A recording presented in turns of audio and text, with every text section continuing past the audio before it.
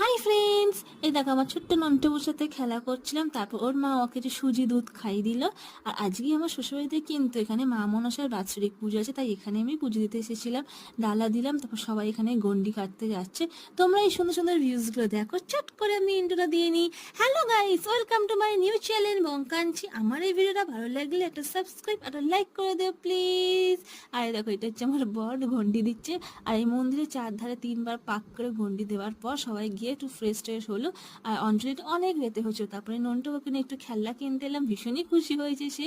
আর তারপরে এখানে বাচ্চার ওজন করা হচ্ছিল, তার পরিমাণে সব ফল টল সবই দিল। আর তারপরেই শুরু হয়েছিল ধুনো পড়ানো।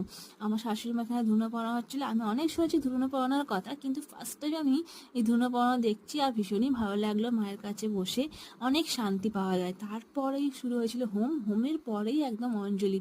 আর আমার এই অঞ্জলি দিয়ে বাড়ি যেতে অনেক রাত হয়ে গেছিলো। আজ